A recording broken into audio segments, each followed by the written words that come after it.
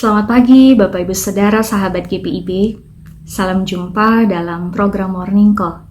Saya Pendeta Rivencia Jeriska Anggoro Sosialisa, Pendeta Jemaat yang kini melayani di GPIB Jemaat Bethesda Marau, Pos Pelkes Anugerah, Selimatan Jaya, Kalimantan Barat.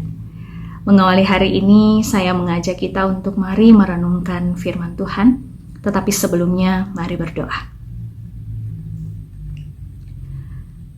Kami bersyukur kepada Bapa yang baik, yang sudah memelihara hidup kami di sepanjang malam dan kembali menganugerahkan hari baru bagi kami. Mengawali hari ini, kami mau mendengarkan firman Tuhan yang kami percaya akan menjadi pedoman dalam hidup kami di sepanjang hari ini. Maka tuntunlah kami dengan kuasa Roh Kudus ya Bapa, agar kami dapat mengerti dan memahami apa kehendak Tuhan bagi kami. Berfirmanlah kepada kami ya Tuhan, kami sedia mendengarkan sabda-Mu. Amin. Bacaan Alkitab pagi ini terambil dari kitab Hakim-Hakim pasal 2 ayat 10-16, demikian bunyinya. Setelah seluruh angkatan itu dikumpulkan kepada nenek moyangnya, bangkitlah sesudah mereka itu angkatan yang lain yang tidak mengenal Tuhan ataupun perbuatan yang dilakukannya bagi orang Israel. Lalu orang Israel melakukan apa yang jahat di mata Tuhan, dan mereka beribadah kepada para Baal. Mereka meninggalkan Tuhan Allah nenek moyang mereka yang telah membawa mereka keluar dari tanah Mesir, lalu mengikuti Allah lain dari antara Allah bangsa-bangsa di sekeliling mereka, dan sujud menyembah kepadanya, sehingga mereka menyakiti hati Tuhan. Demikianlah mereka meninggalkan Tuhan dan beribadah kepada Baal dan para Asyitoret. Maka bangkitlah murka Tuhan terhadap orang Israel. Ia menyerahkan mereka ke dalam tangan perampok dan menjual mereka kepada musuh di sekeliling mereka, sehingga mereka tidak sanggup lagi menghadapi musuh mereka. Setiap kali mereka maju, tangan Tuhan melawan mereka dan mendatangkan malapetaka kepada mereka, sesuai dengan apa yang telah diperingatkan kepada mereka oleh Tuhan dengan sumpah, sehingga mereka sangat terdesak. Maka Tuhan membangkitkan hakim-hakim yang menyelamatkan mereka dari tangan perampok itu. Demikianlah pembacaan Alkitab. Bapak Ibu Saudara, sahabat GPIB, kita mungkin pernah mendengar ungkapan jas merah yang menjadi judul dari pidato Presiden Soekarno pada peringatan Hari Ulang Tahun Kemerdekaan Republik Indonesia di tahun 1966. Selama ini kita mengenal bahwa singkatan jas merah berarti jangan sekali-kali melupakan sejarah.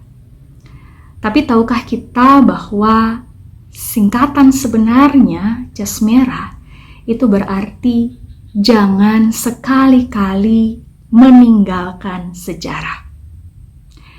Bahkan di awal dari pidato Presiden Soekarno tersebut, ia mengajak seluruh anak bangsa untuk bersyukur kepada Tuhan Yang Maha Esa yang telah melindungi dan menuntun bangsa Indonesia sehingga boleh dengan selamat menikmati kemerdekaan itu.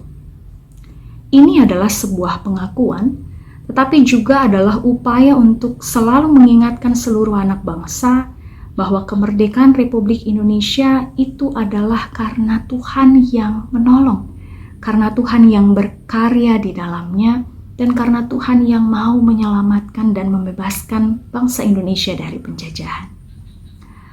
Hal ini atau gambaran ini berbeda dari apa yang kita lihat dalam bacaan Alkitab di pagi ini.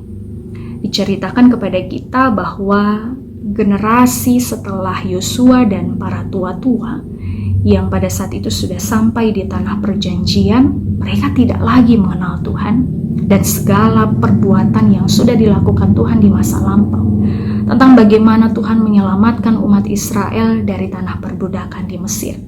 Bahkan mereka berpaling dari Tuhan dan juga mereka menyembah Baal dan juga para Asyitoret, yang mungkin praktek-praktek penyembahan di masa itu lebih menarik dan juga lebih viral bagi mereka dibanding dari mereka membangun kecintaan dan juga keimanan kepada Tuhan.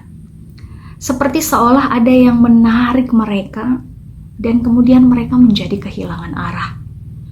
Mereka kehilangan jati diri sebagai umat pilihan Tuhan, tetapi juga kehilangan keimanan dan kecintaan mereka kepada Tuhan.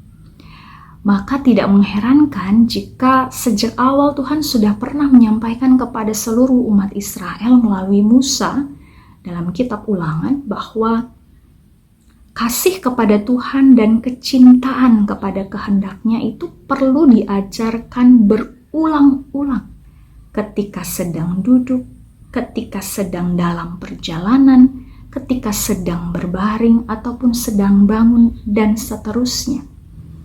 Bahwa apa yang dialami oleh umat Israel di masa lampau dan apa yang sudah dicapai di masa kini dan yang akan terjadi di masa depan, itu semua tidak terlepas dari penyertaan Tuhan. Itu semua adalah karena kasih dan kebaikan Tuhan.